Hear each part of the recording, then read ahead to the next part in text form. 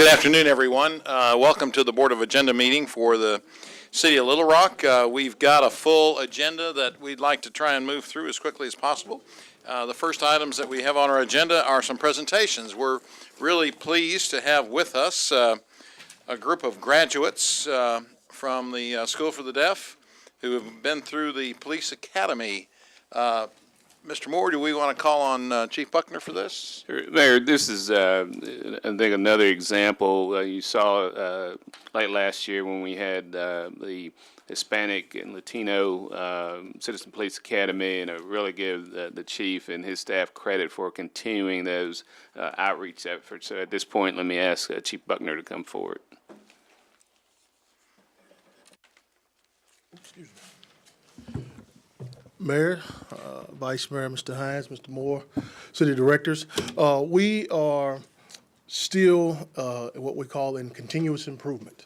We feel like that in order for us to truly have long-term success in public safety, we have to be connected with all of Little Rock. In doing so, we have to be connected in areas to where we have either strained relationships or non-existing relationships. And the disability community is one of those areas where we felt like we had kind of a non-existing relationship. So with that in mind, we thought to do a Citizens Police Academy for the deaf and hard of hearing. We had about 20 or so folks who signed up for it.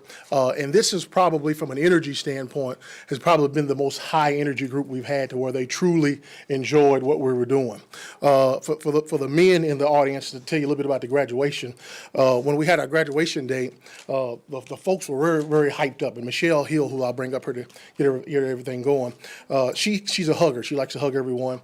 And she said that the folks, she said, "Chief, they're hyped up tonight." I said, "Okay, yeah, we're going to do this thing." She said, "No, really, a couple of the boys, they have their cologne on tonight."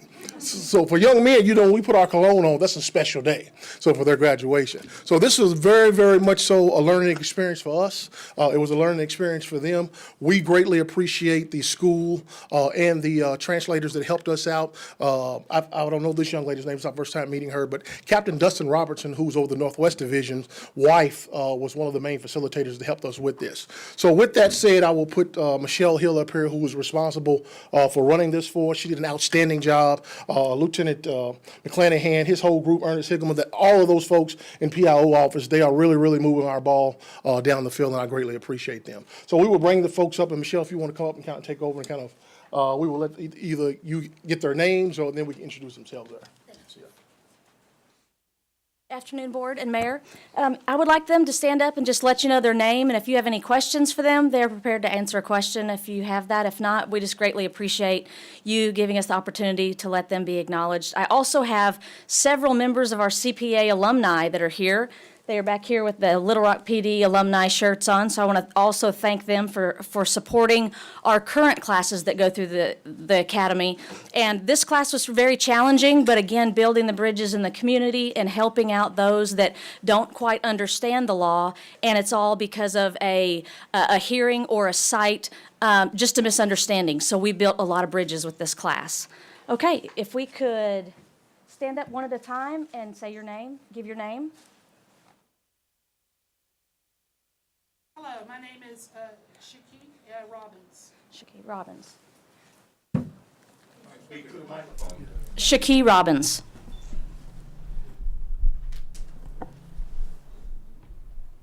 My name is Micah. Micah. That's fine. That's fine. Hendrick. Micah Hendrick.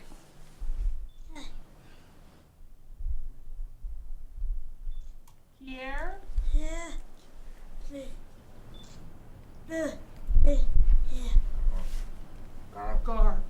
Kier Garb. Yes, and my name is Tito, and my last name is Fox. Tito Fox.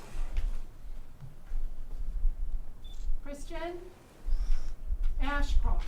That's Christian my name. Ashcroft.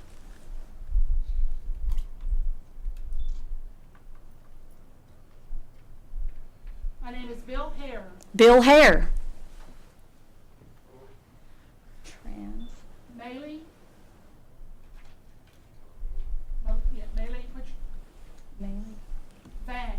Maylee Vang.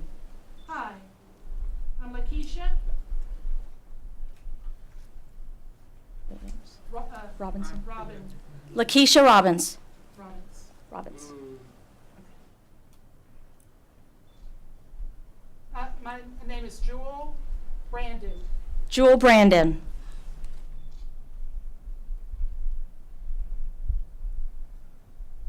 Brianna Soros. Bianna Sorrells. Rita Jordan. Rita Jordan. I'm Gary Wade. And he's Gary Wade. And if I can introduce myself quickly, I'm Janet Dickerson. Miss Janet Dickerson. And I am the superintendent of the Arkansas School for the Deaf, and we really appreciate the opportunity to participate. Now, the kids will be leaving very quickly because many of them are participating in a basketball game, but we thought this was so important that we wanted to be here, and we wanted to thank you for the opportunity. She's the superintendent of the School for the Deaf and Hard of Hearing. They have a basketball game they need to get to. Every one of these students are athletes, and they all play basketball, and they're about to head to their game tonight. Let's get a quick picture, okay? Board, thank you. Congratulations, go win the game. Guys, congratulations. All right. You guys ready? Let's get a picture. CPA alumni, if you can come out too, thank you.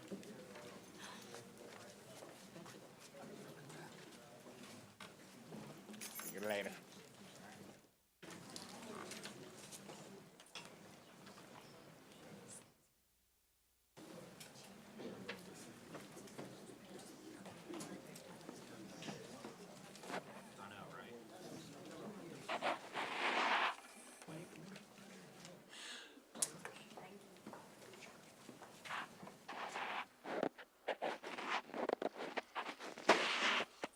Okay, our next presentation, Bruce advised us on a little earlier about our mobile app, and this is an opportunity for us to learn how to use it. Bruce? Mayor, members of the board, this is one of the things I've been very, very excited about. As you know, we've got our new software in place, and this is one of the things that allowed us to be able to do this. We learned more about this when I took a group to Austin about a year and a half ago. And I think this is really going to be an asset for our citizenry, and I'm really, really excited about it. So at this time, we're going to have a sort of a joint presentation from Randy Foshi, our Director of IT, and Jennifer Godwin, our Communications Manager. So Randy and Jen. Mayor, City Board members, I want to thank you for the opportunity to talk with you a little bit about the launch of the city's app here. As we go forward with that, we want to talk a little bit about what we've had in the past.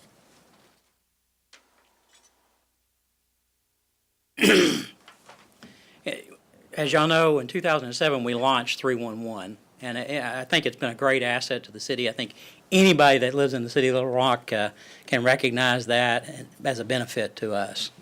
I know that personally that I've used it, and I know my family uses it, so I'm very pleased to have that. Sitting here, though, over a period of years, we hadn't been able to apply updates, and like Bruce said, we were able to go to Austin and look at some of the new features, and then we were able to take advantage of that and actually implement those updates. As of November of this year, we had the web intake in place, and we had the software in place for the 311 call center staff to utilize the new application. It's a little more user-friendly for them. The web intake is a lot more user-friendly for the users out there. You fill that information on the web intake and you submit it. As long as you put your email address in there, it'll send you an email back with updates on that particular ticket that's open for it. As of January now, which is what we're doing tonight, we're launching the new app. It's actually been out in the App Store for a couple weeks now. There was an article ran last week that actually talked about the new app, so we've experienced a little bit of downloads on that. We'll talk about that in just a second. But in 2015, the numbers that we had for the 311 call center were a total of 94,788 calls for service. Of those, 4,179, get those numbers transposed, but 4,179 of those were through the web intake. We really didn't have a way of doing those and counting those with the app because our staff had to re-enter those anyway, so the old app. So now with the new app coming forward, since January, like I said, it's been available in the App Store for a couple weeks now. We've had a total of 4,066 requests, 205 web intake, and 62 of those through the app. If you talk about those numbers, 2015, 4.4% of our calls to 311 were through the web intake. Right now, we're running in January 6.5% through web intake. So this is, citizens are taking advantage of that new functionality, and we see it in an increased percentage of use there. Right now, to date, it's been available a couple of weeks. As of yesterday, there were 479 downloads of that app.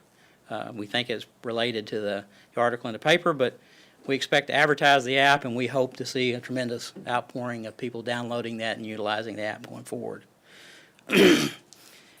Some people might say, why an app? I think it's much easier to use and quicker to use for the service types that we've targeted for the phone or tablet. So not every one of the service types are out there on the phone app right now at the moment. We expect the number to increase, but we've tried to target the ones that really are fit for that phone and the use of an iPad or a phone to do those, or an Android tablet. It's an address-based app, so when you pull the app up, it'll locate you as long as you allow the phone to use your location. It helps expedite the service request, and you can actually see the service request, the recent service request around that area. So you can see if there's already one at the address that you're about to enter. So it's not a replacement for our 311 call center. We still use that. It's not a replacement for the web intake. It's an enhancement. It's another feature that we're allowing our citizens to have. So we hope, obviously, that citizens utilize it and it helps decrease workload maybe in the call center. But in reality, we just want to make sure we're getting requests that we need to be responding to. It's a very efficient way to do it, and I think one of the things that's a big plus for our staff is when they actually enter that on the app or the web intake, it goes directly through routing inside the system to the department that needs to work on that request. So there's no middle person in the middle of this having to send it to Public Works or send it to Housing. It's done automatically when the request is entered. Again, as long as you accept the notification process, it will actually update you as a user and allow you to track those requests. So if you put your email in, you'll be able to enter the service request and see the status of it. You can also check the status on your phone. Now, Jennifer's actually going to give us a little demo on how to download the app and how to use it. Randy, if I could ask one question, I'm just curious. You say it automatically gets routed to the appropriate department. Is that based on a word search type document when somebody enters in something that they know? I mean, the words associate with various departments?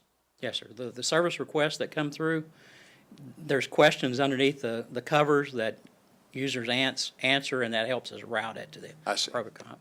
If it does by happenstance turn out to be somebody else's request, we can reroute it in the system as well. So that's a possibility as well. Now, I'll also show some of that in the walkthrough. Mayor, Vice Mayor, Directors, City Manager, City Attorney. This is my first time getting to speak to you all at a meeting, so yay for that. And let me go ahead and, next slide, please. So, one before it, I'm so sorry. Downloading the app. So this app is available for smart devices, and that includes Apple products, iPhones, tablets, but also Android. So if you're on your smart device, you're going to visit your app store. And this walkthrough will be on an iPhone that you see. So here you're going to enter in Little Rock 311 in the search box, and this is the only Little Rock 311 app that you will see. And you're going to click Get to install and open. It is a very quick process. It's a very small app file-wise, so it immediately will open. And you can also visit the website. We've got the links to those downloads also if you look at Citizen Services /311 on our website. So that's the first part. So when you download the app, you're going to get a couple of notification screens.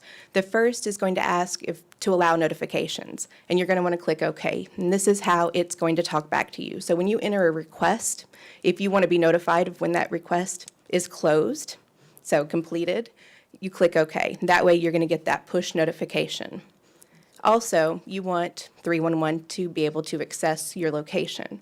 And that's also the part of this app that is so important, is that you want to be able to, when you're out and about and you run into something that you want to add as a request, that you're able to do that from that particular spot. So as long as the app knows where you are through your phone, you're going to be able to put that exact address location based on where you are. So allow both of these when you get to this screen. Okay, next slide, please. So the app, the home screen, when you download, will come up with this. We have 6 main icons. And additionally, remembering this is on the iPhone, so it's a little different for Android, you're going to see the info button in the bottom right corner. And that's going to take you to the legal, the terms of service, all of that information. The quick add plus icon, and that's in the top right. And that is if you're immediately what you need, you can click on that and add your request. And then in the upper left corner, the refresh screen. So new request does exactly that. It can enter your new request into the system. When you select it, it's going to show a list of service requests that you can choose from. Now in the web system, there are multiple, dozens. In the phone right now currently, there are 8 types of requests that you can make. And so next slide, you can see what those are. So if you need to call, there's now, you can see the icon on the top right that allows you to make a call if you need to. Doesn't call 911, but it will tell you, you can also call 311 the service. But if you want to here make a request, these are the 8 right now that are available.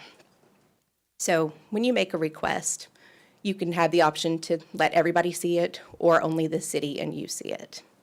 And so this is for a pothole repair, for instance. You're going to see these standard fields. It's going to already auto-populate if you turned on your location services to say where you are. So I didn't have to enter that address. That's actually where I was at this time. If I wanted to add a photo, I would just use my phone right then and there, and it would have populated in the add photo area. I can then provide a description. I can get more specific with my location. If, I want to say the pothole was on the left lane or the right lane or closer to this or that. Street type, and then the share with public, so that's where I can turn that on and off. And then you have the reporter.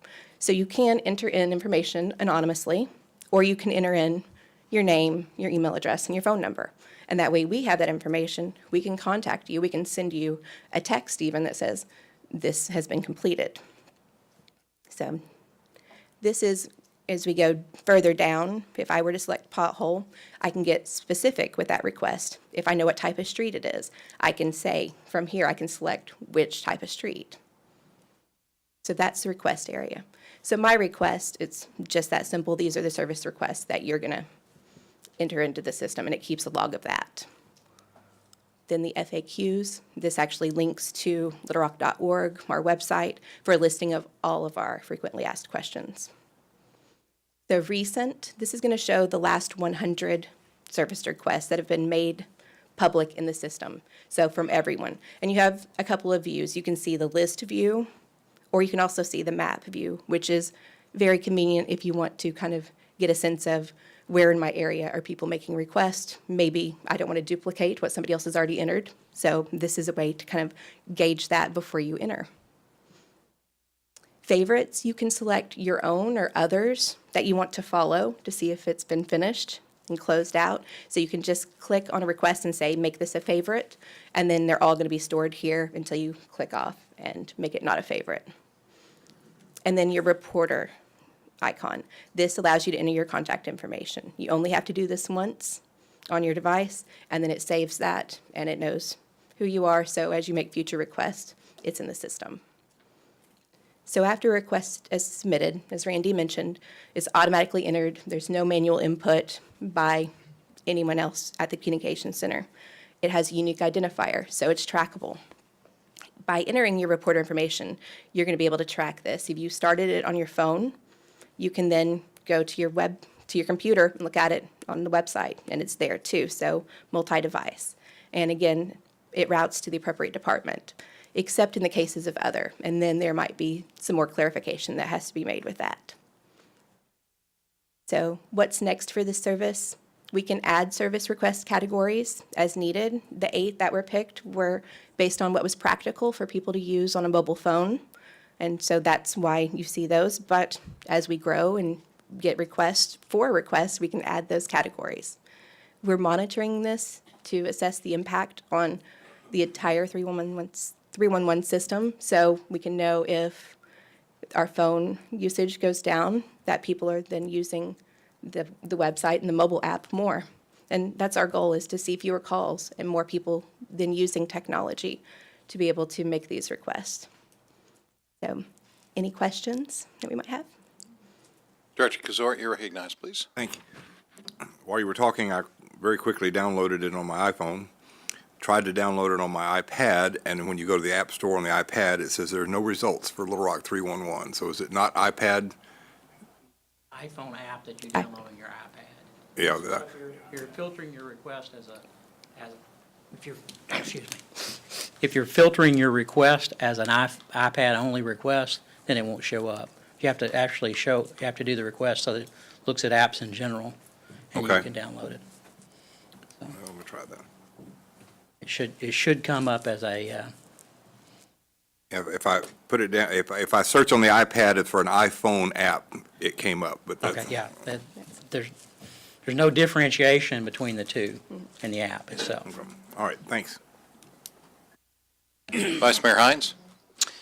Thank you.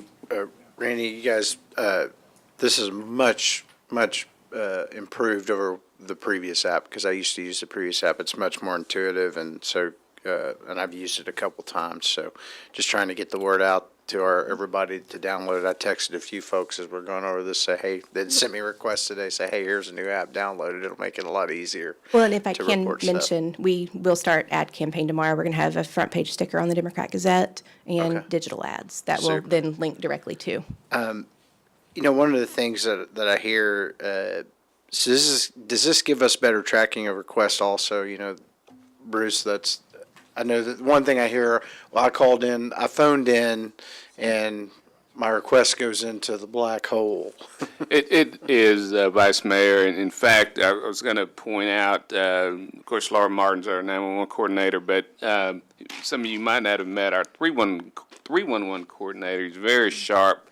Young man, Jameson, if he would stand up, and he's really excited not only about this, but with our new software. He's able to get daily reports on what's overdue, and he's sharing that with the 311 team. So without a doubt, the software in this is going to be a lot better tracking and transparency. Good, great, I appreciate it. Thanks, guys. Good work. And I'm the messenger of this piece, but the work has been done in IT with communications center, Laura, Jameson, Public Works, Housing, Neighborhood. This has been multi-department effort Great. to get We this out. appreciate it, and like I say, I think our citizens will enjoy using it. Thank you. Director Wyrick? You're you, Mayor. recognized, please. I'm excited about this. I think it looks good. I haven't downloaded it yet, but I will. It's not that complicated, but, you know, there are some little ticky dot things that people need to know. Are you going to put this thing on the website so people can kind of see this before they start to open up a request? Yes, we're going to have a walkthrough, and we're actually putting together a video Good, that good deal. walks through all of this in real time, Okay. and Good. any FAQs for the Okay. system. I may need it again. so. So one of the things that we want to do is continue the advertisement for a period of time. So we want kind of multiple waves of advertisement going out so we can kind of address that. So you'll see the video come out in a few days. We'll kind of continue to try to press that. But one thing I want to mention, my family actually has a small business. I won't go into a lot of details about that, but they had a Facebook page, had about 300 people on it. They made a brief advertisement on Facebook, and all of a sudden, it reached 300 and something thousand people in 2 days. So what I want to do is say, us as citizens, we have the ability to make this available to everybody in the city of Little Rock, because we know somebody in the city of Little Rock that knows somebody else, and pretty soon we know everybody. And if we'll promote it ourselves, we'll get it in everybody's hands. Yeah. So just Okay. wanted to put that plug out there. The other question I have is, the little map that came up with the little pins that show locations. I looked at Bruce and I said, I like that. I've seen this application on some other sites that I think is a cool tool. Now, can you click on those little pins and will it tell you Yes. what's already been reported? It will, as long as somebody has made the request public, so seen by all, they're going to be able to see, based on that map, you can click on a pin and see that information. But also, Jennifer, you can do this in another picture. This is the map, but there's also a list version that you Yes, can the one click on. behind it will Right. show that, and you can click on that and see more So information. that might reduce calls to y'all because Calls and somebody might duplicate- be reporting potholes over And and it's over already and in the over. system. Yeah. Mhm. Right, so Okay, it will so reduce that's that good. redundancy. Okay. Now, I will say, and we didn't mention this, but if you take a picture, that's not public. We see that, the city will see that, and you see the picture you took, but no one else will see that, and we turned that functionality off. Okay, and I, like Lance, have had people call me and say, I've reported this 15 times and nothing's happened, and it kind of gets into the black hole area. Is Laura Martin going to freak out when I call her and ask her that I want a report of all open requests in Ward 7? It's going to be a lot easier to do it. I mean, it's just really a click of the button now at this point. So with the software that we've talked about before that we've implemented, it is really, it's streamlined, and it's going to be a whole lot easier to do it. She's going to say, yay, I can do this. Okay, very good. Thank you. I've got a question, Jennifer. And Randy, if we could add to that, and I know you are going to be adding things, but street light outage is an item that I think is very rampant, and I'd like to see if we could add that to the list. I was traveling back from downtown 2 days ago, and on Cantrell Road, I counted 7 streetlights out between the viaduct and going up the hill. 7. It's amazing. It's one of my little pet peeves with our utility company. And every neighborhood association I go to, I ask them to look up at night and see if there's streetlights out so we can call them in and get these lights back on. It's a real safety issue. So we're working with each of the departments through 311. I think Jameson may have he's actually helping promote this, so I think he's on top of some of those. Well, things like that, so. but I mean, I think if we let our citizens know that we're counting on them, I think we'll get a lot more usage and trying to get those lights back on. Just a question on like potholes. I mean, most of the time when you see a pothole, you're driving. And so I guess my first question is, when I see on this little thing you've got up here, pothole repair at 824 North Fillmore. Now, if I'm driving by 824 North Fillmore, So I anticipated this question being asked. And no, we are not advising that you use your phone while driving, but the likelihood of you remembering about the pothole when you get to your destination, and then you can, using the map, approximate and get very close. Approximate? I Right, mean, that's what I'm because worried you can go about is- back to that location, and if you kind of know it's at this intersection or close to this street, you can actually, on the map, click and drag to find closer to that location. you So- can. Okay, so there's no way to use Google Voice or Siri or anything like that Not- to try and code in some of this stuff? You could try that, but I mean, not currently, no. okay. Currently, that's not in the app, so. Is that a possibility sometime? Actually, we, in IT, we've discussed a little bit about the possibility, but we hadn't got any Okay, commitment just- from anybody, so we have But, discussed it. but this kind of use case scenario, and I've had this happen I did enter a pothole request. I was the passenger, so I was able to, and it really does take, once you're in the system, under a minute to add this. But again, not doing it while driving, but if you get to where you need to do to run your errand or get to work and you're parked, it's fresh on your mind, you're going to put that in Okay, and be able to find it easier on the map. very good, thank you. And dragging that location around, Yeah. there's a little crosshair that you Yeah, get on the it'll- screen. It'll So let you can get real manipulate. precise with where you want the entry to be, so. Yeah. I see. All right, very good. Thank you very much. Bruce, thank you. Thank the staff for, we'll see, 340, how many did you say we have so far? 479. 479. So after Sunday with that little sticker, we'll probably, 3 more just lit up here. okay, good, good. All right, thank you. Okay, Board, we can now look at our agenda. And I've got 2 additions. One is a resolution on a contract for a Lawson upgrade, and the other one is an ordinance for a franchise on South Main Street. All right, we'll add the resolution to consent and the ordinance to, well, Bruce, do you want to give an update on that, or is that one you want to, how do you want to handle that? The M2, you want that in the grouped? Is there any more discussion on that item, or everything's been resolved? It has. Well, we have several people that have their lights on a variety of things. Do you have a question on that item?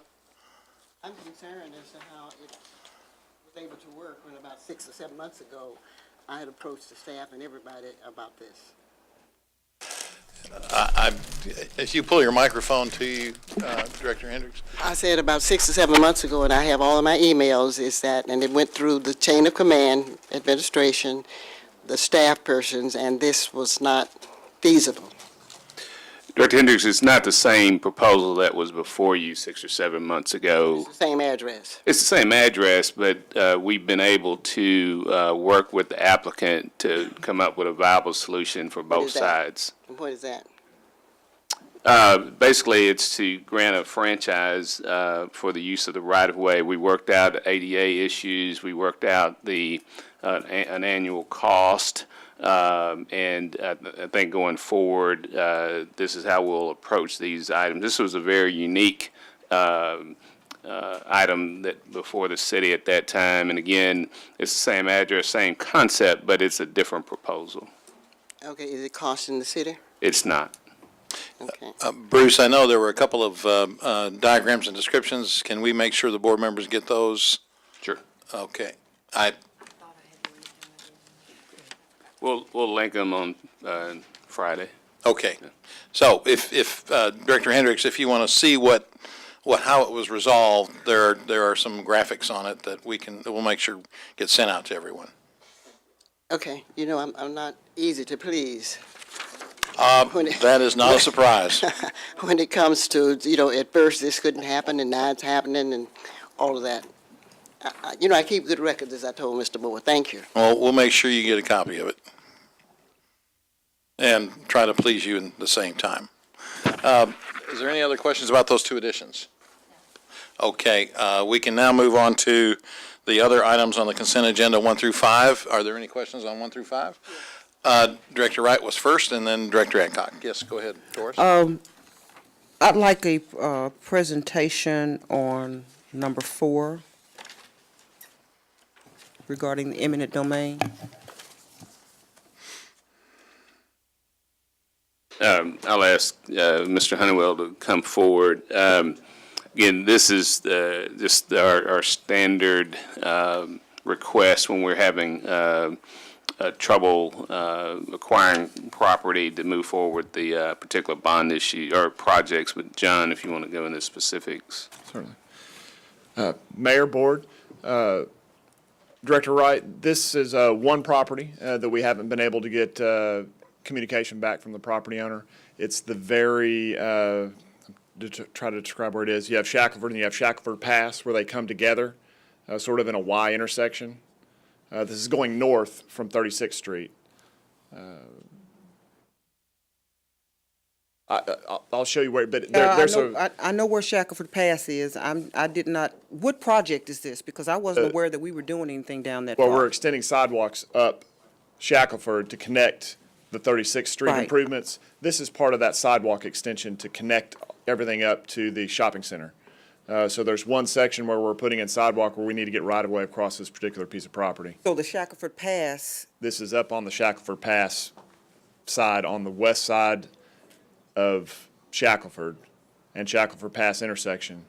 Right there at that intersection is where we need to get this right-of-way from this person Okay. to put the sidewalk in. all right, I'm aware of the project. I'm glad to see that we're moving forward. I was wondering what the holdup was, because I know I'm going to start getting questions about that. This is the last parcel that we have, so we can move forward with the project. Okay, thank you. You're welcome. Director Hancock? Yes, I would like. Oh, I'm sorry, hit your button again, I mistakenly. Okay. Go ahead. On item number 2, item number 3, and item number 5. On item 2, let me ask Brian Minyard to come forward and update the board on the construction project at the Woodruff House. Hi. How much of this house are we tearing down, and will it take it off the historic registration? Oh, thank you for asking me, Mayor and Board. Just to be clear, we're not tearing anything down off the house. It does say selected demolition. Yes, that is true. The house, when it was last occupied, was, I believe, 14 apartments. And the selected demolition is to take out some of the items on the first floor, kitchens, bathrooms, walls, etc., so we can discover how much of the first floor is solid. Remember, there was a fire in the southwest corner, and we're unsure about the stability of that floor.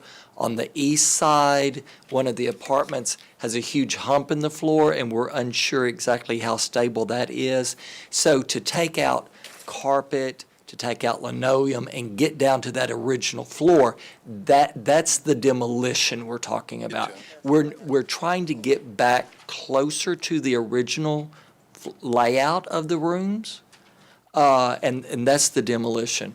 The outside will be repairing roof, we'll be repairing brickwork, we'll be repairing seals over the windows that are rotted, we'll be putting a cap on the chimney so the rain doesn't get in. So you may call it mothballing to get it more safe and secure, but the demolition it's done with a scalpel, not a chainsaw, okay? It's very selective what we're taking out, and we're taking stuff out to see the real condition of that first floor.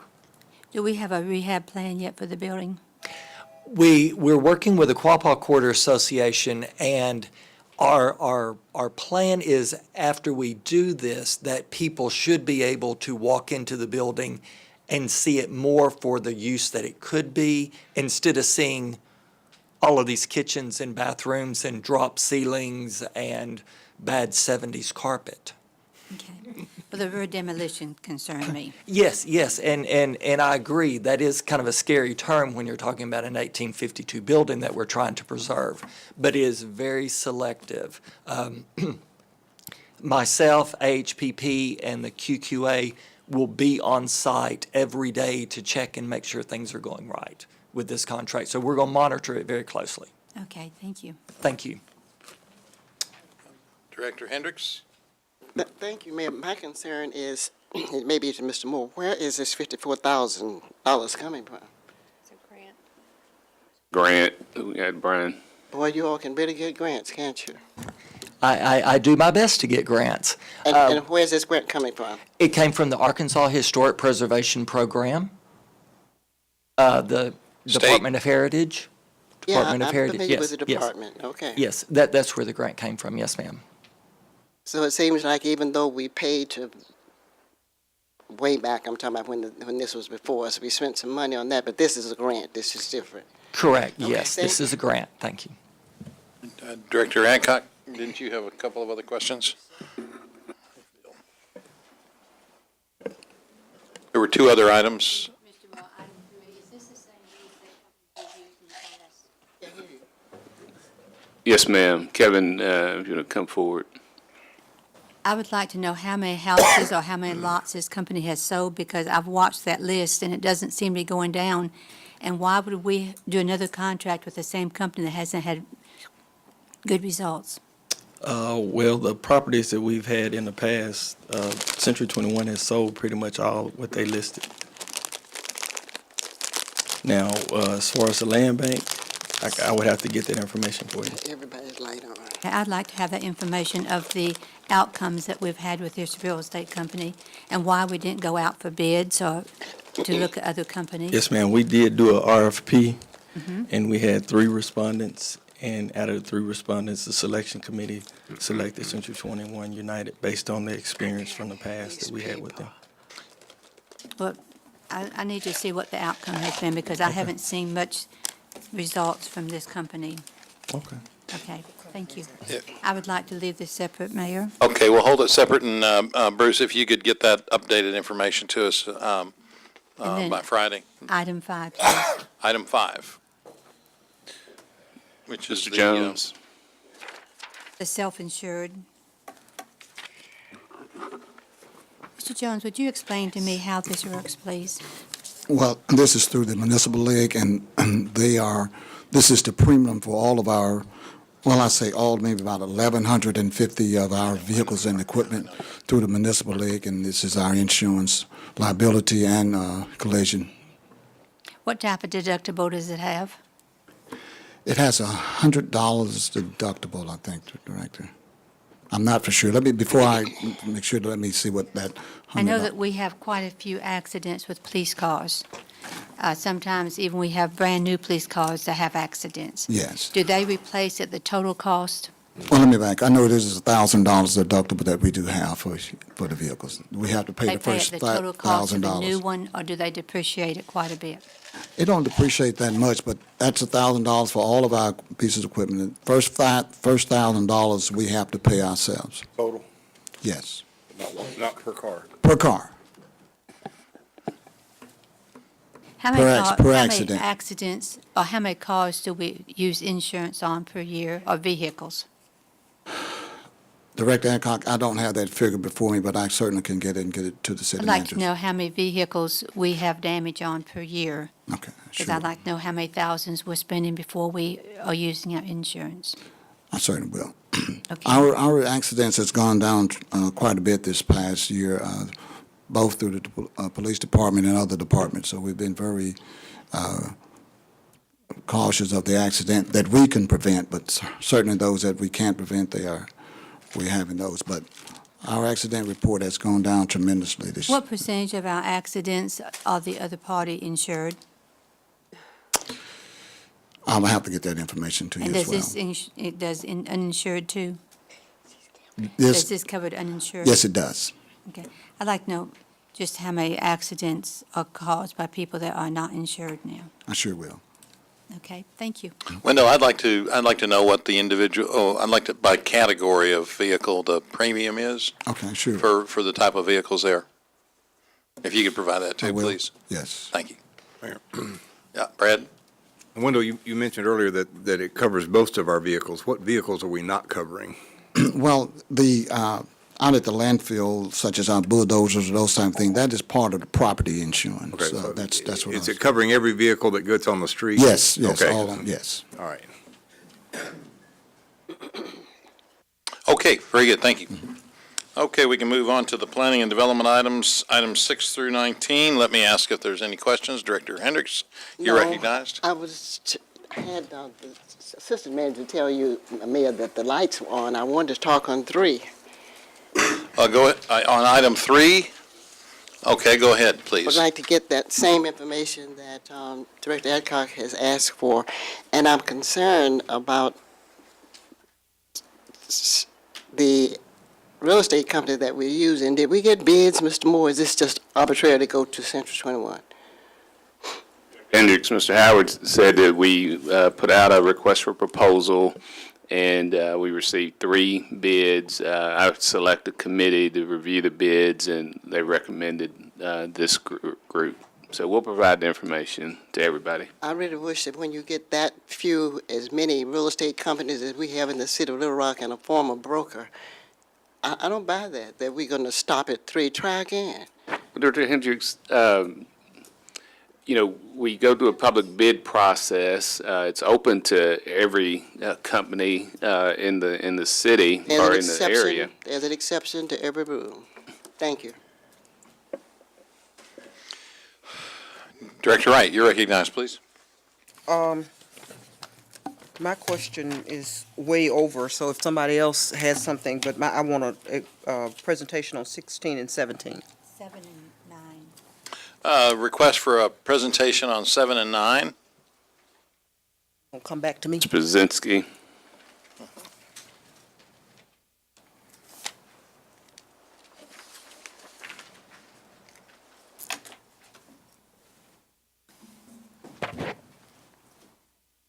Tony, we've gotten quite a few emails on this item number 7. Some of them concerns the fact that it's so close to a school, right across the street from a collegiate school, and they're asking for a liquor permit. Which, So when the planning commission looked at this, was that any consideration? Director Adcock, the issuance of the appropriate liquor license or permit for this use would be handled by the state. And it's my understanding they have applied for that permit with the ABC. And because police department gets those requests and then they forward them to the planning department because we have to confirm the zoning. In this case, on this particular project, we flagged it because it hadn't gone through the process. The planned development has not been approved for the private supper club at this time. Okay, so if they don't get the liquor permit, they're just going to have a supper club, a private supper club? Director Adcock, that'd be a question for the applicant. I don't know what they would do. Okay, thank you. Item 9.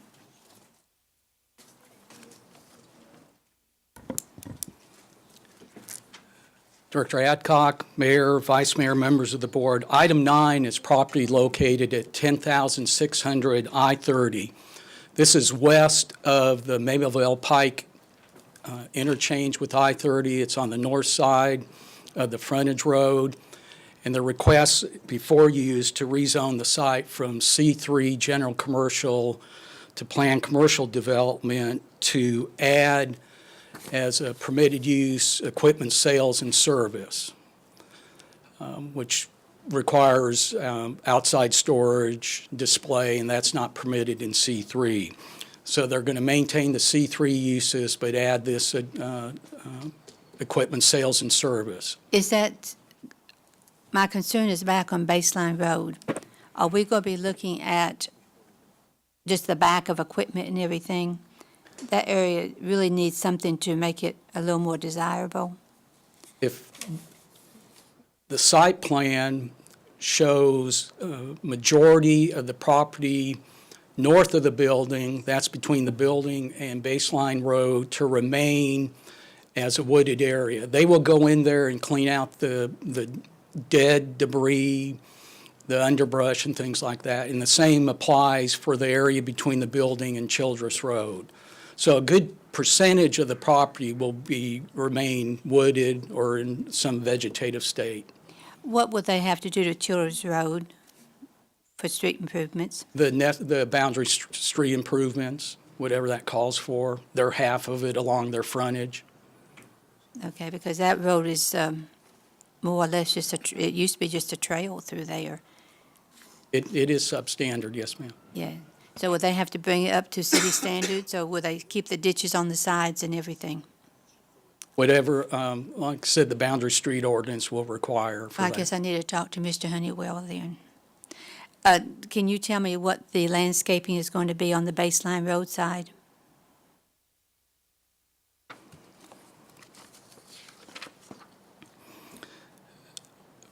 On Baseline, in addition, they're having to dedicate some right-of-way, but there'll be a 30-foot landscape area between the new right-of-way and then the property. And then, like I said, the majority of that will be left undisturbed or in a wooded state.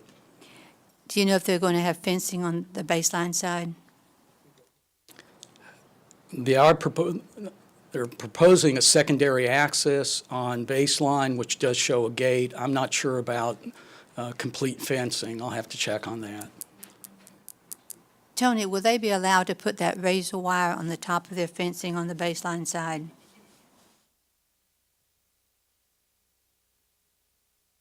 They would have to ask for it. Okay, and they have not asked for it? No, they haven't. That would be a concern because that road is used quite a bit, and I'd hate for the entrance going into Otter Creek to have razor wire on it. Okay, I'd like for Mr. Honeywell to tell me what they're going to do to Childers Road.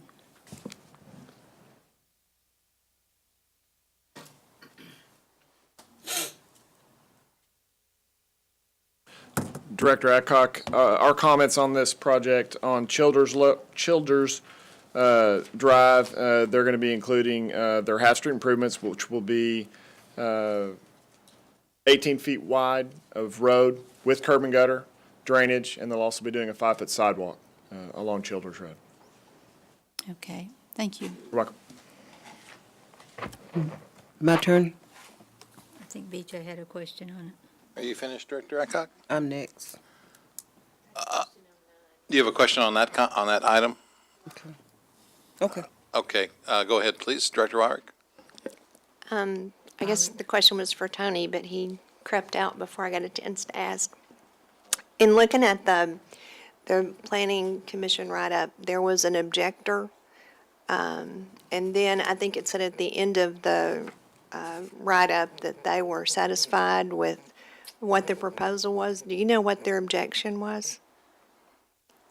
Director Wyrick, I don't think they necessarily were objecting. They just had some concerns about the frontage along Baseline. And that was during the hearing, the Planning Commission hearing, that was explained to them and discussed, and they indicated that their concerns had been addressed, like you pointed out, and Yeah. they did not object to the rezoning. Okay, and did they live in one of the neighborhood streets in that area? Do you recall? Director Wyrick, I think they're on Baseline, On maybe Baseline. on the north side. Okay. Okay, that's all I had. Thank you.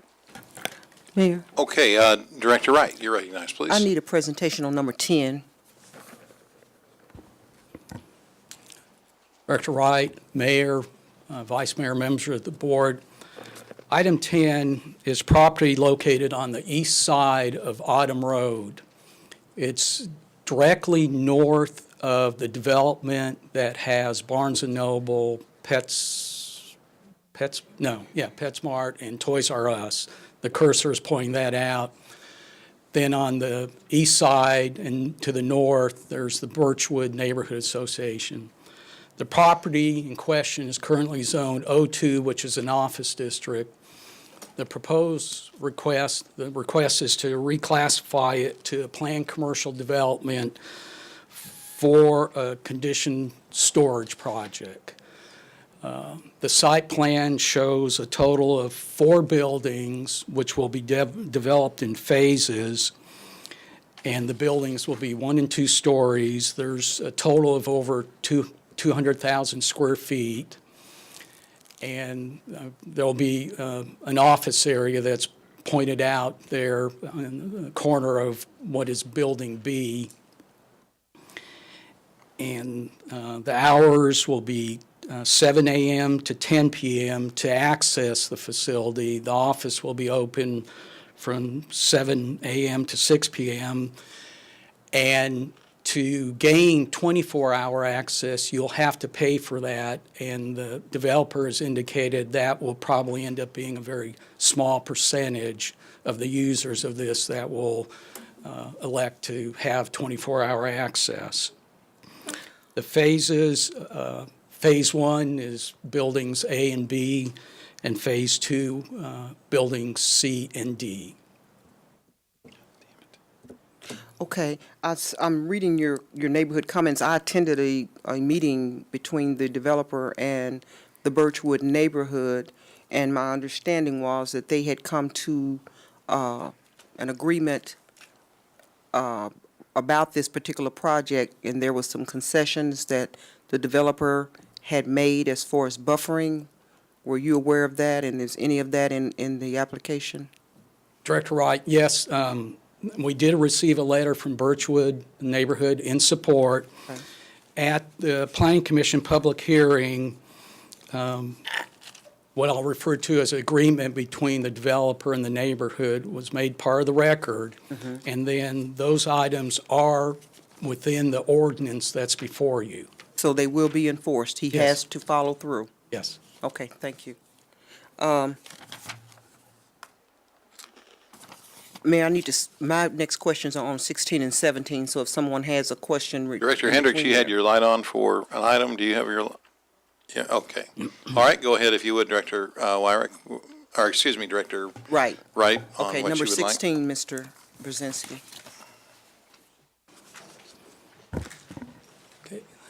Item 16 is located on the west side of Bowman Road, north of where West 36th Street, quite a distance north of where West 36th Street intersects Bowman Road. And it's, what's before you is approximately a 74-acre site. The request is to reclassify it from R2 to planned development for a mixed-use project. The components of the project or the development include an area of multifamily, an area of potentially single-family or age-restricted housing with a density not to exceed 6 units per acre, which is a single-family density. That's the area referred to as proposed residential. That's between the area of the multifamily and the residential single-family neighborhood to the north. That's in Brody Creek. And then there's a tract adjacent to Bowman Road that's proposed for either O1 uses, quiet office, or residential, again, not to exceed 6 units per acre. The proposed multifamily will be built out over a 4-year period, phases. It's a total of 408 units, again, built out over 4 years. The first phase, which will be completed in 2017, will be 120 units, and then each year after that, it'll be 96 units through the year 2020. The multifamily that you're seeing there will take access from the existing multifamily that's to the south. So this is just an extension of that project that's been in place for several years. So what will be facing Bowman? Either quiet office or some type of very low-density residential. And then approximately 12 acres have been set aside, as you can see on the site plan, as open space. Where? Oh, back. That area where the cursor is, that And area. that's that right there, okay. Yes. That's next to Woodlands Edge? No, that's, if we could go to the zoning map, Mr. Carter. That open space on the west, is along the north side of the multifamily, in between the proposed multifamily and the area that's proposed with this development for residential, again, not to exceed 6 units. Woodlands Edge and Brody Creek are to the north of that single-family area or residential area. You see Brody Creek Trail. Yeah. And then the other streets in Woodlands Edge. So there's no buffer between Brody Creek and this new development? Not the portion that will be potentially single-family or not, or a development that will not exceed 6 units per acre. The Okay, so- buffers in between their proposed low-density residential and the multifamily, that's that open space. Okay, but between Brody Creek and this development, okay, let me rephrase my question. Will Brody Creek be impacted by the multifamily that's going to be at the rear, if I understand? No, because again, the multifamily, and then you have acres of open space, and then the proposed residential at the density of 6 units per acre. Okay. I've gotten a lot of calls about this as well. We all got a lot of emails and about this and some letters. And the complaint from the people that I heard from was that their POA gave a letter of support to the developer without their input. And as I shared with them, this was back, I think, in December. I told them they had ample time to call a meeting, get together with their leadership, and determine if there was, if they wanted to retract that letter. Do you have a letter of support from Brody Creek on this development? Director Wright, when it went to the Planning Commission, we did receive indication of support from, I think, both Brody Creek and Woodland's Edge. Okay. I don't know if it was an email or letter. I'll have to check with staff and see what's in the file, but I think the developer did meet with, I don't know the number of residents, and had a meeting, and I think some changes were made to the plan based on that meeting. Okay, and have you received anything since then, since the Planning Commission looked at this? Any I'm not aware- communications? I'm not aware of anything, but I will confirm that with staff. Okay, because they were burning up my phone that with the fact that they didn't want this, but I felt like the people that were saying that did not understand that there would be some single-family residential in here. So I'm hoping that they've had a chance to meet in the interim about this, because I told them it wouldn't be coming up until February, so it was incumbent upon them to have that meeting, and I hope they're watching. They probably are. So if they have any objection, they need to come forward with it at this time. But I know the developer worked really hard to get support for the project. So now, my next question, I guess, is for the city manager. I believe Director Adcock asked back in December if there was any way that we could put a moratorium on multifamily development, because this corridor, I don't think needs any more. Okay, Mr. Carpenter, I was speaking to Director Hendricks. multifamily, can we, as a board, enact such a moratorium to keep our market from being oversaturated with these multifamily developments? Because this corridor is getting, I don't think it needs any more. Director Wright, that's not an easy question to answer. It used to be I could give you a little bit more information than I can, but the cases around the country as to what constitutes a temporary taking that a local government can be liable for have kind of expanded. As a general rule, if there's a legitimate reason for a moratorium and it is set only for a reasonable period of time in order to study something, then a local government can do so. But at the maximum I've seen where those have been upheld, and I haven't looked at this issue in some time, was 6 months.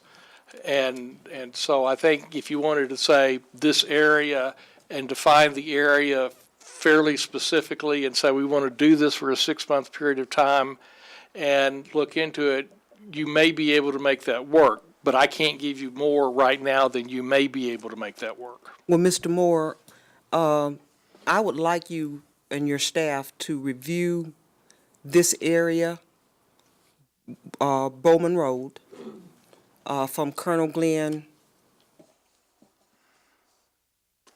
up to Canis. And let me know what staff determines as far as the capacity of that roadway, because this will be an additional number of units to two developments that are already underway. And there is additional land out there that could be developed. And this corridor is getting quite crowded with no improvements that I know of that staff is proposing.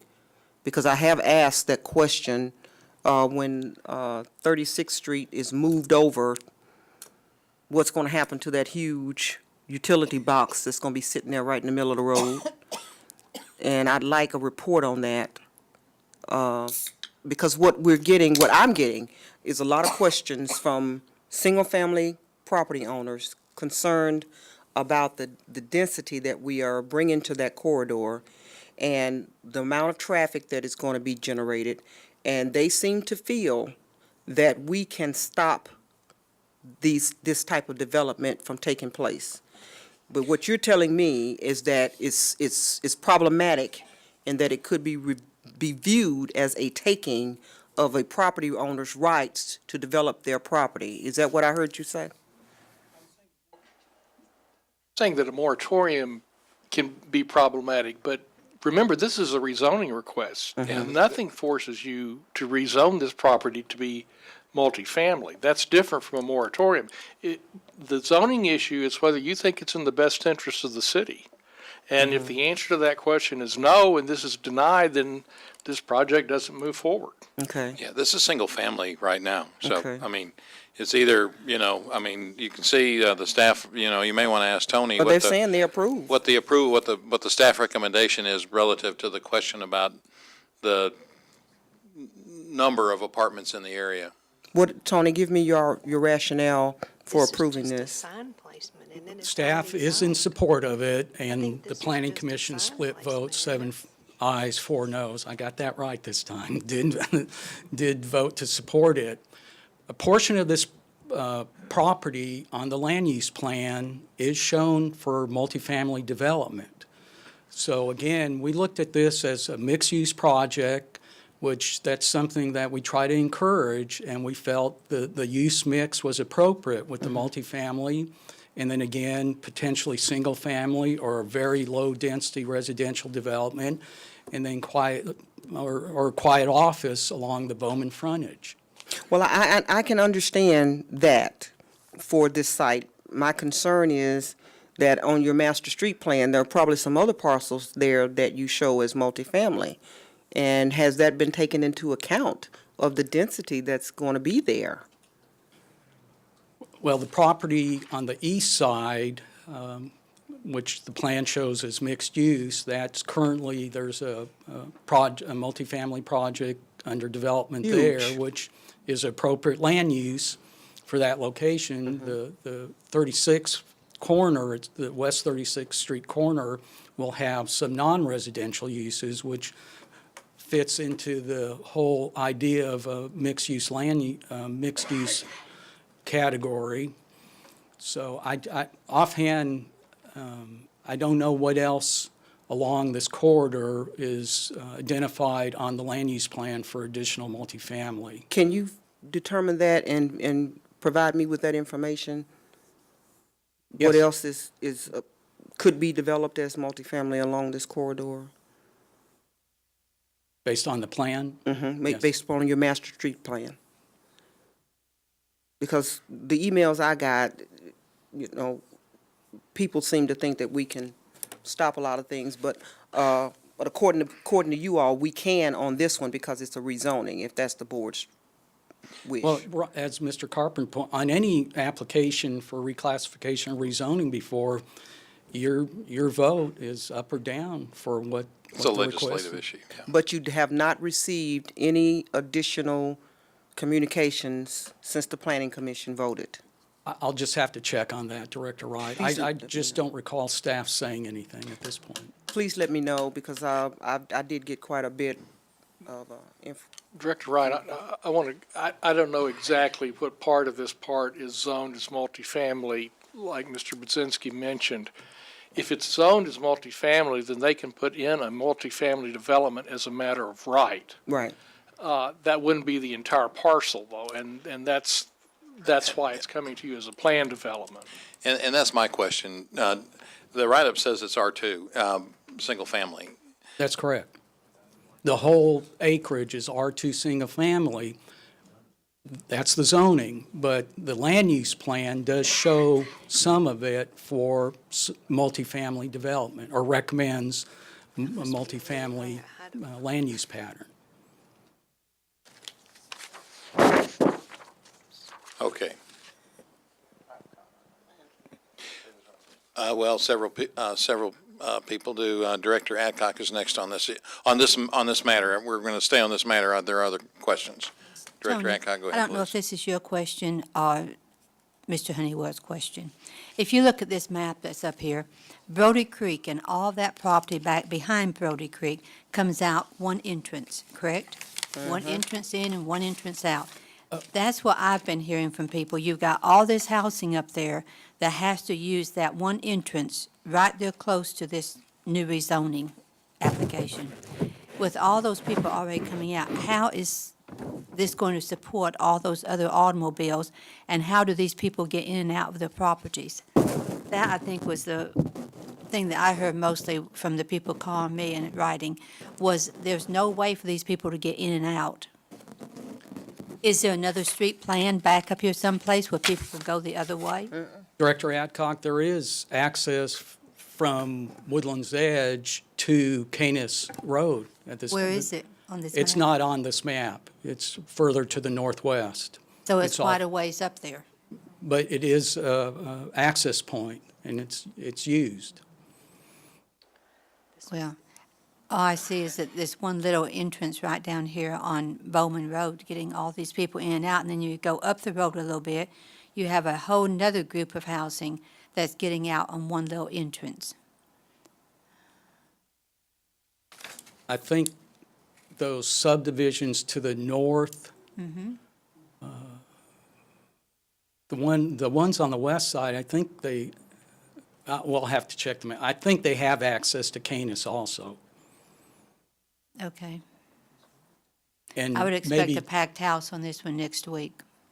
From what I've heard, I would expect that too. That's why I keep asking, did you get any communications? Because it was my understanding that they were going to meet and with their leadership, which they said did not notify them before giving the letter of support.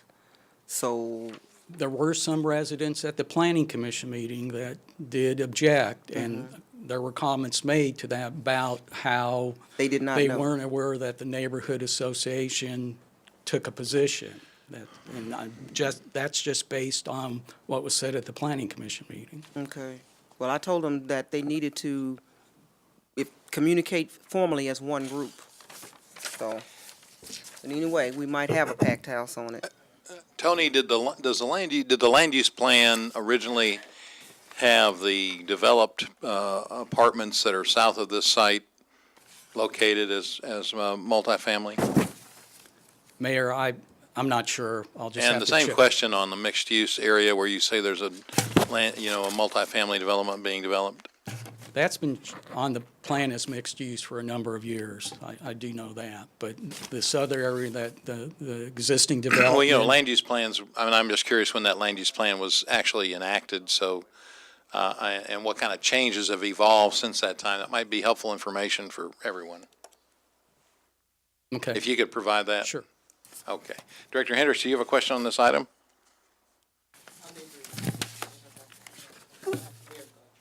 Pardon? You have a question on this item? Okay, go ahead, please. You're on. I've got other people who want to talk about this item as well, and I didn't know if you were wanting to move to something else or on this issue. If you'll hit your button again, please. I had you on, but you turned yourself off. There you go. Thank you. Only thing that I wanted to say is that we talk about these apartments, and Tony, it isn't against you or anything that he has to say, is that if we read the business section of the paper, we talk about multi-housing apartments and all of that. So we might as well get ready for it because the federal government is involved. These builders know what they're doing because they know that they can house people and get their money for these apartments. So whatever it is that come before me, I'm voting for it. Director Adcock? No, mine's on item 18. Okay, are there any I other got it. questions for Tony on this item? I do. Your button. I'm on. I think you've already hit me. Okay, Tony, go I ahead. just wanted, we got lost in the details on some of this. So, refresh my memory again. I'm going to throw some things at you and you can just confirm. All property unless otherwise zoned before it's annexed into the city comes in as R2, correct? Yes. Essentially. And we have an underlying land use plan on the eastern half of this property already that is multifamily, correct? Yes. The developer is proposing moving that land use plan for the multifamily to the back part of this property, adding a buffer between it and a proposed residential. So the folks in Brody Creek and Woodlands Edge would have single-family residential abutting them, which is what they already have currently, correct? The site plan shows a multifamily in the southwest corner, and then the area of open space, and then what's identified as proposed residential at the 6 units per acre. Okay. And then on the proposed site, the new multifamily would take access from the existing entrance of the multifamily that's to the south, correct? That's correct. The developer is also going to improve the roadway half-street improvements from Olds Lane all the way down to where he's already completed improvements on both sides of Bowman in this section, correct? Yes, along his Do- frontage. Do we know how many feet of frontage that is from Olds Lane down to the newly improved section? Vice Mayor, I don't think I have Okay, that number. it's quite a bit, it looks like. The other item is traffic coming out of the new multifamily to the east and this on the western side of Bowman is not required to go north on Bowman, correct? It can go south on Bowman and hit 36th Street, which can take it to Shackelford, or go all the way down to Colonel Glenn and hit the interstate, correct?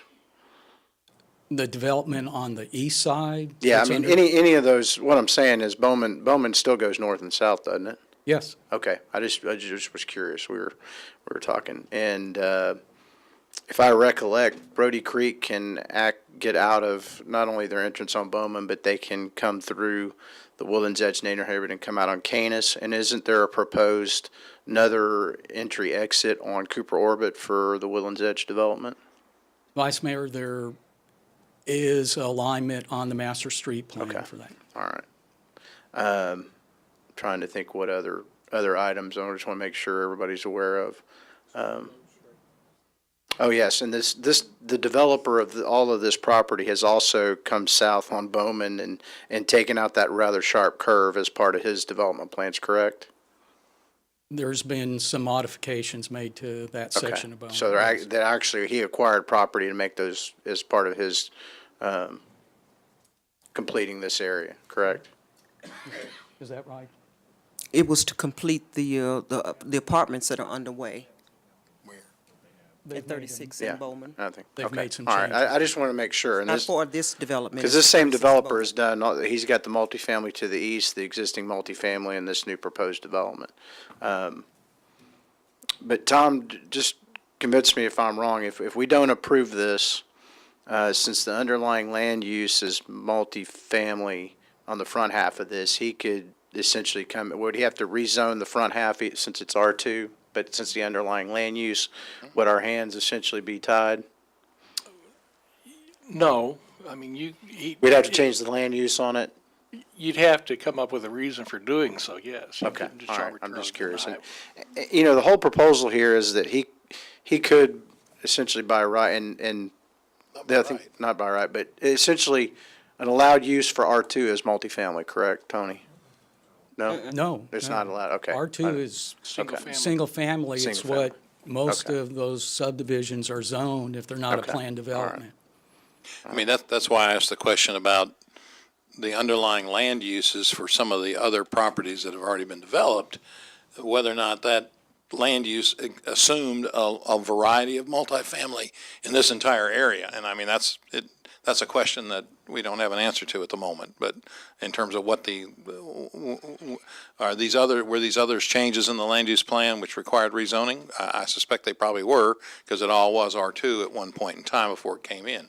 So, land use plans and zoning are two different things. And so, I don't know when the land use plan suggested that the eastern portion of this was multifamily, but that would be a good question to know, how long that's been identified as multifamily.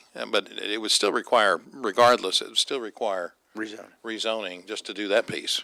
All right, thank you. Director Adcock, do you have a question? I needed 17 first. Well, okay.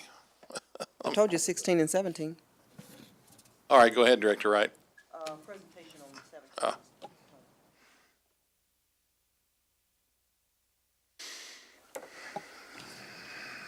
Director Wright, Mayor, Vice Mayor, members of the board, item 17 is property located at 11,601 Canis Road. It's on the south side of Canis where Autumn Road intersects Canis. And the request is to revise a previously approved plan development to allow redevelopment of the site for a veterinary clinic with grooming and also boarding. The staff recommends approval of the proposed development, and the Planning Commission also recommended approval with a vote of 10 ayes and 0 noes. The development will be done in phases. The first phase is the clinic with some boarding. That's the 4,500 square foot building closer to Canis. And then the second phase will be, again, grooming with some indoor boarding also. An issue that came up on this was access to the property, and what's been developed or worked out is a shared driveway with the property to the east. So that there currently is 2 driveways on this property. Now we'll get it down to 1, and again, it'll be shared with the other property. What is currently there? Director Wright, it's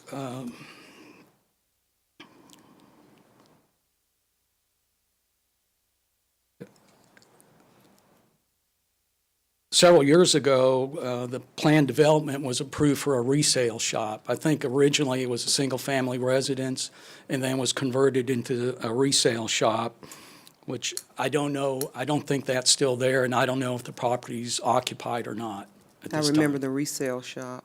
That was Okay. done in 2012. Right. It didn't last long. Okay.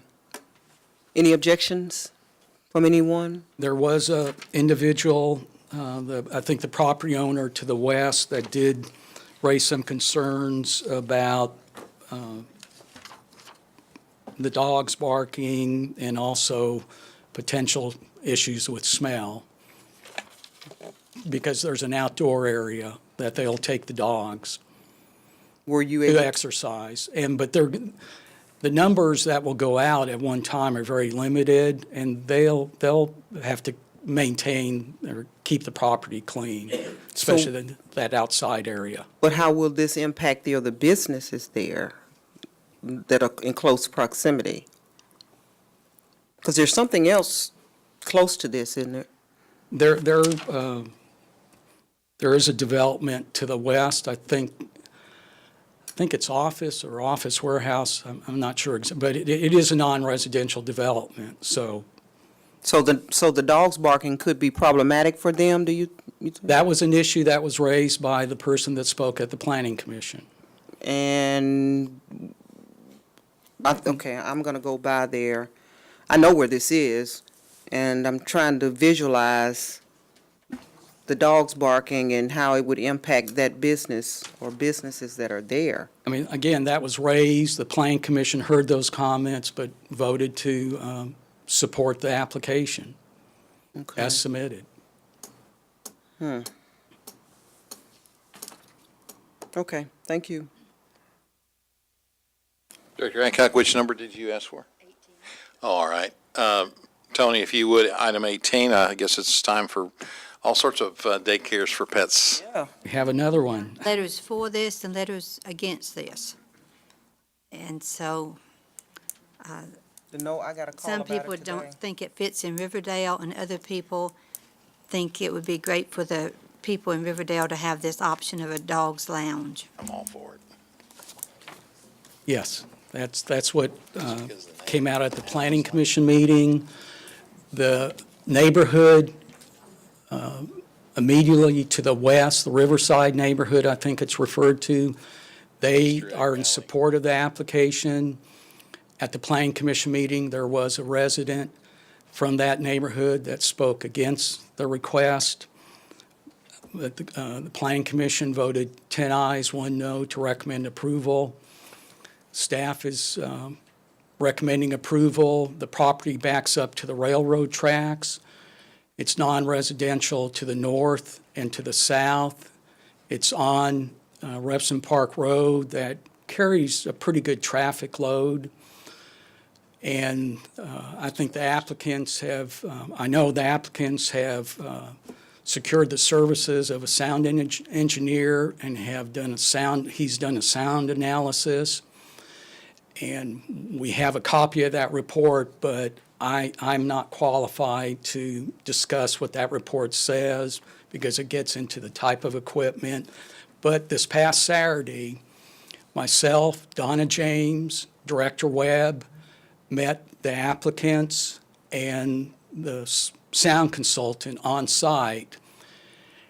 And the report goes into, he went around to different facilities, Animal Village, Humane Society, Chenal Pet Palace, and took readings of dogs barking there.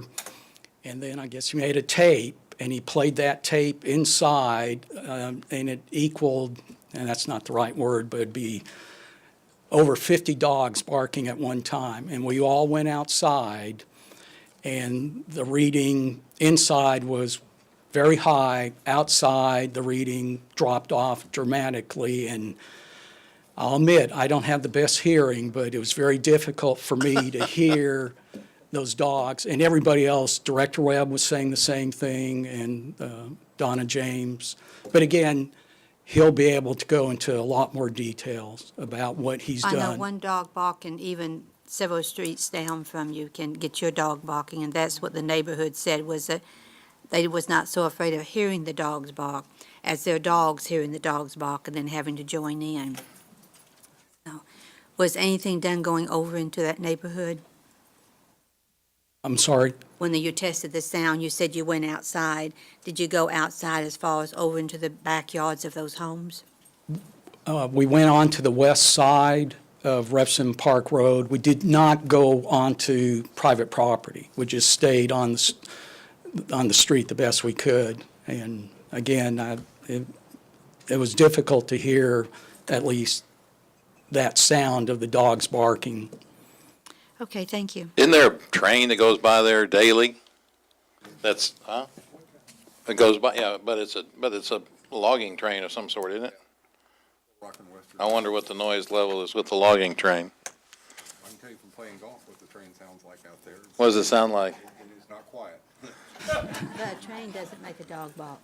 The dog makes a dog bark. Director Fortson, do you have a question on this item? Okay, yes, go ahead, please. Just one question and or comment. Tony, isn't there also a substantial amount of traffic daily on Repson Park Road between this location and the neighborhood in question?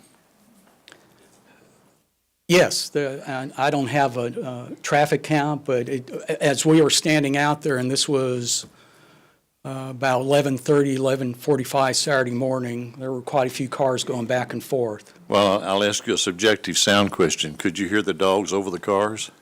No, I couldn't. Thank you. Director Kazort. Mayor, I think you answered my question. I thought I knew about the sound test Saturday. I was thinking I'd heard that they were going to do another sound test today, but I'll let them talk about that next week, so I appreciate that. Okay. Okay, let's see. Anything else on the items? I've turned the page. Anything on 19, 20, or 21? If not, we can go to our reports. Mr. Moore? May I ask Sarah Linehan, our finance director, for our finance report?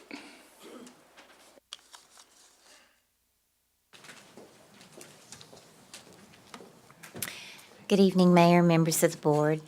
I'm going to discuss the year-to-date financial report through the end of October. If we look at our first slide, you'll see the revenues. We had achieved 85.4% of the annual budget. 10/12 of the budget would have been 83.3%, and this compares to a slightly higher percentage the same period last year, which was 86.3% of the budget. On the next slide, we'll look at the dollars. Of our budget, we had collected $161.4 million compared to $157.8 million the same period a year ago, and compared to $157.4 million, which is a 10/12 of the budget. The variance is a favorable variance of approximately $4 million, and we'll be able to see the breakdown of that on the next slide. When you look at this slide, you'll see that almost $3 million of the variance is in the property tax revenue. This does reflect the deadline of annual property taxes. Our biggest collection of the year occurs in the October timeframe. And if you can look and compared to the same period a year ago, you'll see we're slightly ahead, but the $2.9 million truly is a timing issue. When you look at licenses and permits, again, those are collected at the first of the year, so we're ahead there. Our intergovernmental revenues are collected all at one time in July, so we've achieved the annual budget for that as well. And then our sales taxes, which appear to be below budget at this point, are much stronger than the same period last year, but our strongest sales tax results typically occur in the November-December timeframe, and that's why they appear to be trailing 10/12 of the annual budget. Our utility franchise fees, though, are, even though they're stronger than the same period prior year, we anticipated that they would be. Energy revenues are up significantly, but they're exactly in line with budget, and we'll talk about those in more detail in a moment. Our gas franchise fees, though, are significantly below budget. We anticipate ending the year about $500,000 below our budgeted target for the gas franchise fees. And if you'll recall, it's a little hard to remember since it's been so cold in the last few weeks, but we had extremely warm weather in November and December, so those revenues were significantly below our anticipated target. Look at the next slide. I've already talked through most of this, but in comparison to the same period a year ago, our property tax revenues are right in line with our amended budget. They are between 2.5% and 3% above the same period a year ago. Our sales tax revenues, I'll go into detail in just a moment, and we've already discussed our utility franchise fees as well. So on the next slide, you'll see, and we've had a few deferrals, I guess, in our financial reports, so I wasn't able to give you detailed report for the August and September collections, but you'll see that we have had results that were slightly ahead of the same period a year ago in the 2 months before the October results, but we actually were a little bit below our amended budget. However, our October results were very strong. The city sales tax increased almost 9% for October sales in comparison to the same period a year ago. And the county portion of that was 5.7% above the same period a year ago. So the combined results were just over 7%, 7.31% above the same period a year ago. If at this point, through the end of October, we were 0.39% above our amended budget, so very close to our amended budget, but slightly ahead, and 3.6% above the same period a year ago. If we look at the next slide, you can see, again, that we were 7.31% blended results above October last year. These are December collections of October sales tax revenue. And over the last 12 months, if you were to annualize that, we're at 3.54% above the previous 12-month period. So our amended budget assumed a growth rate of a little over 3% for the year, and we're slightly ahead of that. And you can see that on our next slide. Again, you can see on line 14, it shows that in comparison to last year, we're 3.63% above the previous year, year to date, but what's circled in red there is where we are in comparison to our amended budget, and we're 0.39% above our amended budget, $319,000. This slide highlights the revenue from our new penny sales tax. And year-to-date, the operating portion of the tax, the 5/8 cent, has brought in $25.1 million. The capital portion is $15 million for a total of $40.1 million for the year. Life-to-date, that tax has brought in $180.8 million. If you look on line 11, the year-to-date total, we have the local tax is 3.74% better than the same period a year ago. And this is really significant. You know, we had assumed a 2% growth rate on average for the life of the tax, and we had been below that in our first 2 years. But this has been a significant improvement this year. So we are making up for some lost ground here. On the next slide, you'll see our electric franchise revenues, and as I had mentioned, we did anticipate that we would have increased revenue, and while we are 13.43% ahead of the same period a year ago, we are exactly on target to hit our amended budget with the franchise fees. I think it'll be within maybe $20,000 to the better, but it's going to be right on target for our electric franchise fees. Our gas franchise fees, on the other hand, we had anticipated that these would be slightly better than than last year at the beginning of the year, and we're actually trailing 7%, and it's really to do primarily with usage and the cost of natural gas. But as I mentioned, with the very warm weather we had in November and December, we're anticipating missing that target by about $500,000. On the expenditure side, our year-to-date expenditures, again, 10/12 of the annual budget would be 83%. We had expended 80.49% of our annual budget compared to 82.08% the same period a year ago. On the next slide, you'll see that we had expended $147.6 million of the general operating budget, compared to $146.9 million the same period a year ago, and compared to an annual budget $152.8 million. So let's look at our next slide by category. The favorable variance in general administration is due partially to the timing of our debt service. We have a note payment that comes due in December. We also have some annual contributions that are made to the judge's retirement plan and the closed non-uniform defined benefit plan, and those happen at the end of the year, and that accounts for about $1.5 million of that variance. As you look down the line in community programs, we had a couple of new employees who replaced previous employees, and their payroll should be getting charged to a special project, and that reclassification was done in the next month. So they really are not over budget. We just have to get their payroll reclassified to the appropriate location. The human resources temporary unfavorable variance was due to the timing of encumbrance for civil service and medical, drug, and alcohol screenings. That will be in budget at the end of the year as well. The golf budget, the expenditures are over budget, and of that amount, about $71,000 had to do with personnel and part-time staffing during the summer months. The remainder of that had to do with pro shop and concession purchases in advance of the busy season for golf. I do not believe that golf will be able to make all of that up by the end of the year. They'll be slightly over budget at the end of the year. We have also made revenue adjustments for golf and the zoo due to all the rainfall that we had at the first part of the year.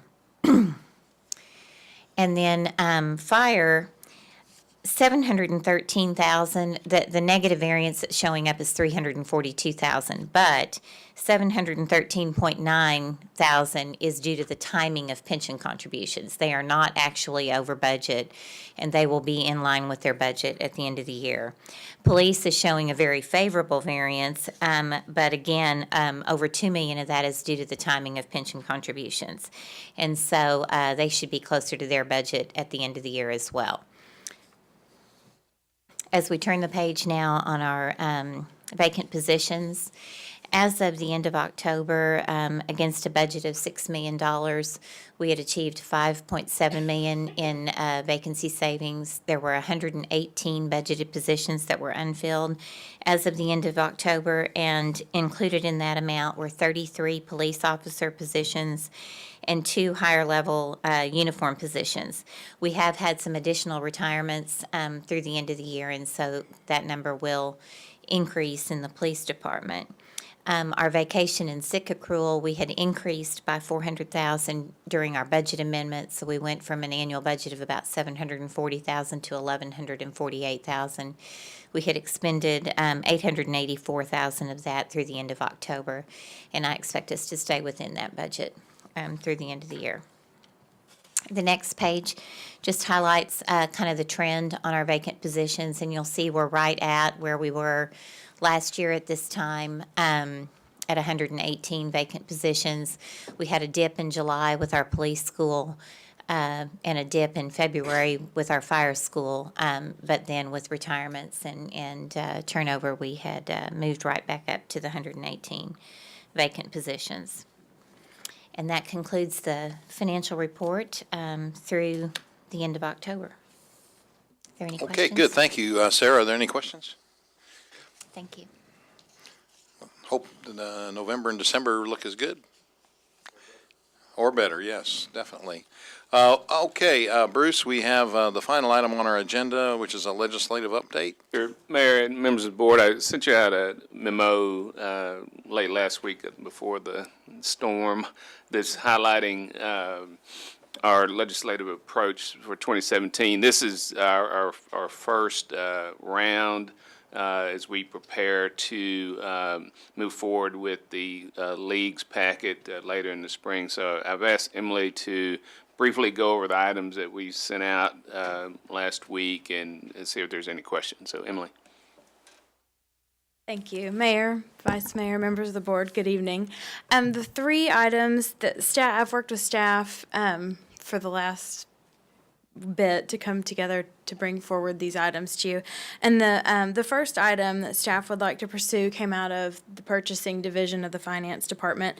They would like to pursue legislation that allows for the submission of electronic bids in addition to existing methods of submission. So this would still allow for the paper submissions that we get, but it would just be another avenue. And our city's existing software is capable of accepting electronic bids, so no additional software would be needed. Secondly, the Housing and Neighborhood Programs Department would like to amend existing law regarding what addresses of record are allowed to be used when they are sending notices regarding code violations that may result in liens being filed against the property. Specifically, state law right now states that the notice to an owner is sufficient if it's sent to the owner's address of record with the applicable county treasurer or collector. But Housing has found that the assessor's office actually has more up-to-date information just because individual citizens go and update their information there. So they would like to have the option to send notices to the assessor's address of record. And staff feels this would help with notice issues that arise out of filing liens and certifying liens and the foreclosure of liens based upon the original notice to comply. And then the third issue is in regards to criminal abatement.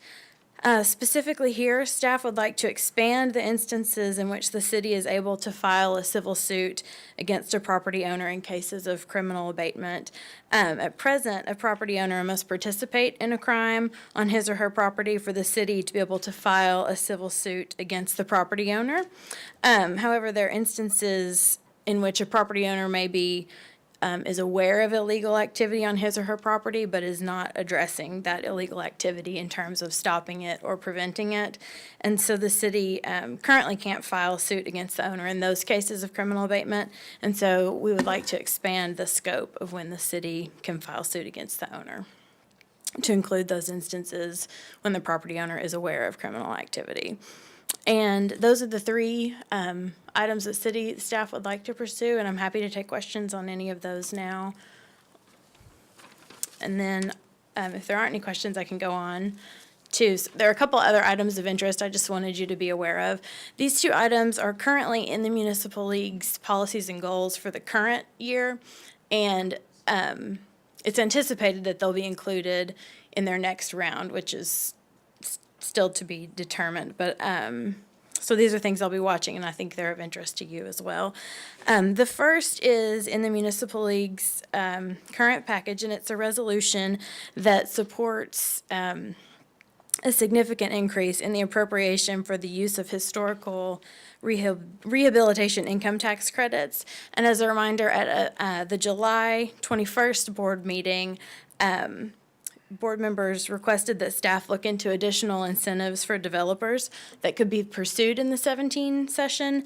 And so y'all received a memo after that meeting that mentioned the possibility of pursuing changes to the Arkansas Historic Rehabilitation Income Tax Credit by changing the cap on the total amount of the credit from $4 million that's allowed total now upwards, and also increasing the per project credit cap for income producing properties, which is currently capped at $125,000 per project. So this resolution would allow the changes that you guys are interested, the board is interested in, could be permitted under that resolution. So staff will be monitoring this item. And then the last one I wanted to bring to your attention is a resolution supporting a change in law concerning the discount available to taxpayers, in this case retailers, for prompt submission of sales tax returns and payments. This resolution came out of a bill that was in the 15 session by Representative Julie Mayberry, and the bill died in the House of Representatives last year, but it's important to municipalities, so it's here in the League's current agenda. And it proposed to reduce the compensation that retailers save if they collect and transmit their sales tax returns in a timely fashion to DFA from 2% to 1.5%. And this type of thing could be done for state, city, and county taxes that are collected before the 20th of the next month. And also, the 2015 bill reduced the maximum discounted state savings from $1,000 to $500, and there's currently no limit on the discount for early payment of city or county gross taxes, so a limit would be helpful to municipalities' bottom lines as well. So I wanted y'all to be aware of those. And with that, I'm happy to take any questions. Board members, any questions? Certainly, I know that for large projects, the tax credit issue is important, and hopefully we can get on the front end of that issue. It certainly helps with a lot of the redevelopment that's going on. Vice Mayor Hines? Thanks for the report. On the new items and the proposed, have you already started lining up folks from our delegation to sponsor yet? Not at this time. The idea was to make sure the board of directors liked the idea, and then we'll go through the Municipal League's process, which starts in March. Yeah. There's probably going to be a lot more issues too as we just begin to identify things that we want to either support or we want to make modifications to. Director Wright? Yes, I guess my question may be for the city manager regarding our targeted neighborhood enhancement program. Was there not something that we needed from the state? Was there not funds set aside there? Dr. Wright, there are two things. There's a housing trust fund that we that was passed, and we I think the last session, we tried to get some additional funds. I think they set up the trust fund, but didn't put any, I don't think they put any money in it, did they? yeah. And so that was one of our items, and, but I don't think we need legislation for that. That's just something we're going to continue to push. On the TNAP, we've had extensive dialogue with the city attorney and with our housing department. So that's still on our list as far as what do we need to potentially tweak. For instance, right now, the legislation says that you have to have a 5-year commitment of funds. I mean, that's a significant amount of money. We were able to do it last time because we set aside $1 million, and so we had $250,000 per. But so what we are, or 200,000 per. But what we're going to do is continue to look at that and see what we need to do to, if it needs to be tweaked. And there was extensive conversations with Tom and Andre this week, and so that's going to continue. Okay, so state legislation determines the TNIP? Right. There's legislation that was set up, I think, in the 90s, late 90s. And so, yeah, that's what allowed municipalities, because it's something where you're basically saying to the citizens of your city, if you agree to do this rehab program or new construction, we're going to put up to 20% into that project. So that's another thing we were looking at. Is that too high? Is it too low? But yeah, the state statute guides that. Is there anything that we could do on our own? Well, that's something that Director Adcock and has asked the city attorney, and I think we're still trying to, we set aside about $240,000 for a pilot housing program this year, so we're trying to see how we might move that forward. Because I have a potential developer that's interested in the Union Park project that is a part of the redevelopment plan that I have in my area, and it's at 36 and Walker that I want to be included in this plan. You have the documents on that, as well as the senior housing development that I wanted for 36th Street.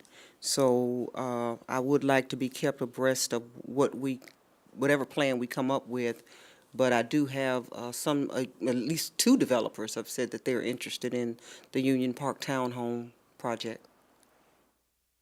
Thank you.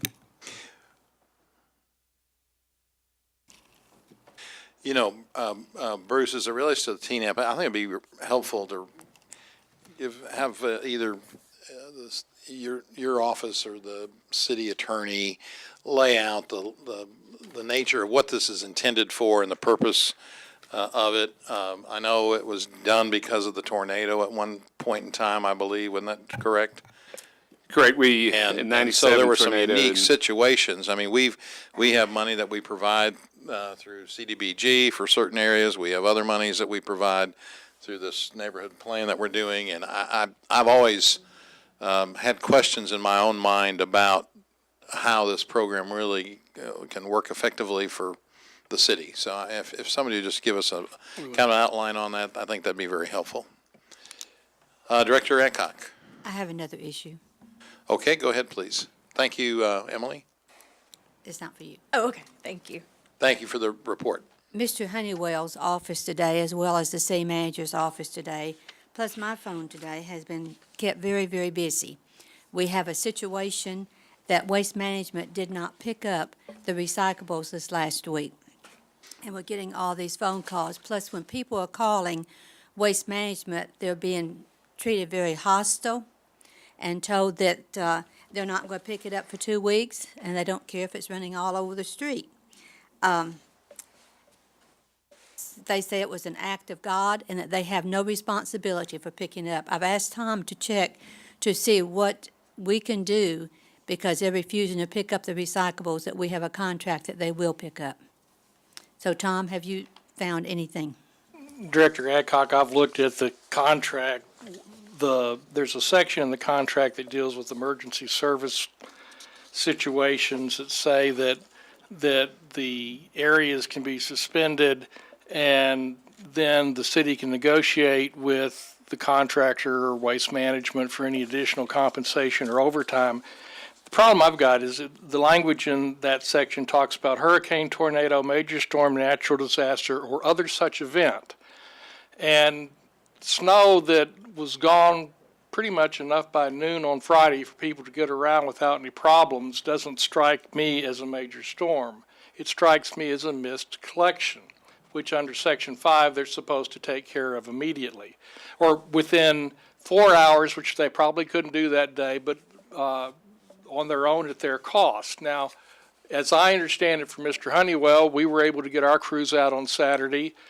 We can't make waste management go out on Friday when there's snow on the ground. We can certainly understand that, but to say essentially that it will be a month before those people can have any recycling picked up, because it had been 2 weeks before this one and it will be 2 weeks before the next one, really doesn't make any sense to me. So then there's a provision here about being able to treat that as a complaint, to be able to consider that at the next time we let the contract Mr. out. Moore, what do you plan on doing about, because these people are very concerned, they've got the recycling. They did call the billing department. I'm not for sure if it's our billing department or the billing department through the water company, but they was told by a lady named Heidi that they could perhaps deduct 1/26 of their bill. So, and they are wanting to do that, to deduct the bill for the service that they did not receive. So can the city do some type of punishment to Waste Management? Can the city go pick up the stuff? Because these cans are full and they're sitting out on the street. Director Eckhart, we just don't have the capacity to pull off our crews picking up trash. If we did that, you would start hearing, getting those phone calls.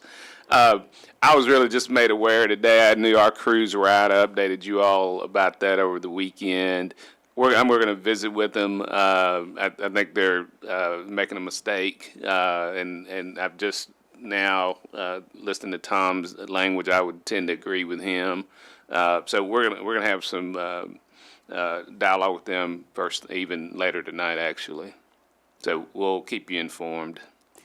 Okay, I wish you would, because as Mr. Honeywell's staff can tell you, that these people are quite upset, and your staff too. I understand, but, and I know sometimes, Director Eckhart, we can set expectations from a city perspective, but I want to be clear, we do not have the capacity to go out and pick up recycling at this point. We just don't have that. We can say to Waste Management, we want you to do this, we think you need to do, we think you need to work Saturday to get it done, and that's the kind of dialogue we'll have with them. They're telling people it'll be February the 13th before they can pick it up. I thought it was the 5th, but, yeah. But again, Lori mentioned it to me as we were walking in here, so. Yeah, I got calls as well. So, George Wheatley is the guy for us to call and harangue, so I've got his personal phone number, I I have his private think. number here if anybody would like to have it. Director Wyrick? I think Joan's pretty well highlighted the issue. I found out today, and I thought maybe it was one address, and that's why I said, can we not take care of that ASAP? And then I asked the person, I said, is it just you, or are there other folks? And he said, it's the entire subdivision.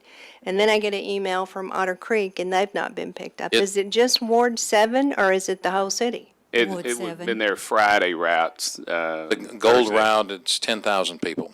Yeah. Okay. That's what I've been well- told. Is that right, John? I don't think it was 10,000. I think it's more, a little between 5,000 and 6,000, I think. Oh. So it's Ward 7 and 5, is that what you're saying, John? It's the gold, I think it's almost all exclusively Gold Week Friday routes.